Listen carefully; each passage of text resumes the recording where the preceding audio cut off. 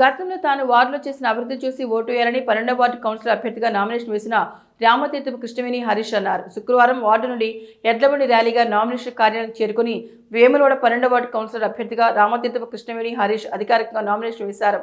ఈ సందర్భంగా వారు మాట్లాడుతూ గతంలో గెలిచాక 5 సంవత్సరాల వార్డును ఎంతో అభివృద్ధి పనులు ముందుకు తీసుకువెళ్లామని తెలిపారు. ముఖ్యంగా సీసీ రోడ్డు, డ్రైనేజ్ వంటి సమస్యలను పరిష్కారం కోసం మున్సిపాలిటీలో కొట్లాడి నిధులు తీసుకొచ్చి వార్డులోని సమస్యలను పరిష్కరించాలని తెలిపారు. మరోసారి తనకు అవకాశం ఇస్తే వార్డును మరింత అభివృద్ధి చేస్తామని అన్నారు.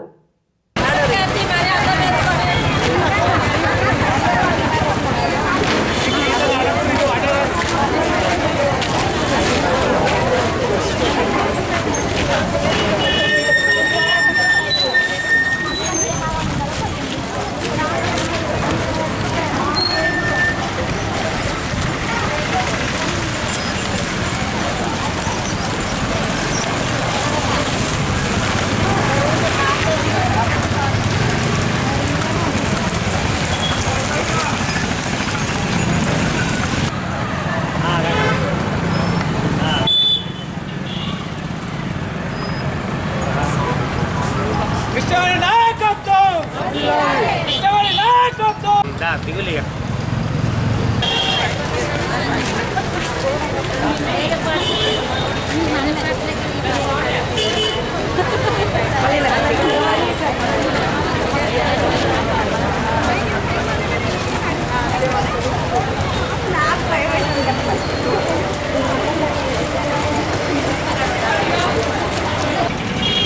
మరి నేను మీ రామతీర్థపు కృష్ణవేణి 12వ వార్డు నుంచి గతంలో సిట్టింగ్ కౌన్సిలర్గా ఉన్నాను. ప్రజలకు ఎంతగానో సేవలు అందించాను.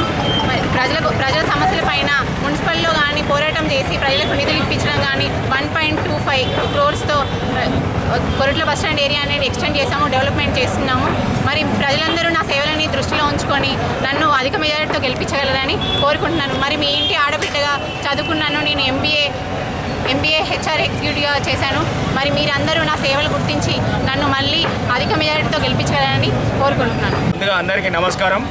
నేను మీ రామతీర్థపు కృష్ణవేణి హరీష్ని. గతంలో మేము చేసినటువంటి సేవలు ఉన్నాయి, వార్డు ప్రజలందరూ గుర్తిస్తున్నారు, ప్రతి ఒక్కరు కూడా గుర్తించుకుంటున్నారు.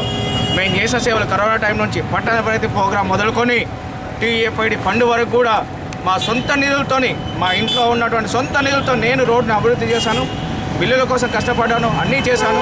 ఈ రోజు వరకు పెండింగ్లో ఉన్న వర్కులు కూడా కంప్లీట్ చేసేసి ఇప్పటికి కూడా గతంలో చేసినట్టు మాదిరిగానే ఇక మీదట కూడా అంతకన్నా ఎక్కువగా వార్డును అభివృద్ధి చేస్తాను. అన్ని రకాలుగా వార్డును అభివృద్ధి చేసి అభివృద్ధి పదంలో తీసుకొని వెళ్తాను. మిగతా ఏంటంటే వార్డులో ఉన్న సమస్యలు ప్రతి ఇంటి దగ్గర ఉన్నటువంటి ప్రతి సమస్య క్షుణ్ణంగా మాకు తెలుసు. ఇది ఏంటంటే మొత్తం కూడా మైక్రోడ్కి సంబంధించినటువంటి మొత్తం వాడకట్టు. కొన్ని చందుర్తి మండలం, రుద్రంగి మండలం, ఇటు పోతే హనుమాజీపేట మొత్తం వచ్చేసి ఇక్కడ సెటిలర్స్ ఉన్నారు. వాళ్ళ గురించి దృష్టిలో పెట్టుకొని కూడా మేము అక్కడ ఉన్న వాటిని ఎట్లా డెవలప్ చేస్తాం ఏందని చెప్పేసి మాకు ప్రణాళిక ఉంది. ఆ ప్రణాళిక ప్రకారంగా మేము ముందుకు వెళ్తాము. అలాగే వాటిని కూడా అభివృద్ధి చేసి ముందుగా చూపిస్తాం. జనం కూడా ఒక్కసారి గ్రహించండి. చదువుకున్న వాళ్ళకి ఒక్కసారి అవకాశం ఇస్తే ఎలా ఉంటుంది అనే ఒక్కసారి అవకాశం ఇచ్చి చూడండి.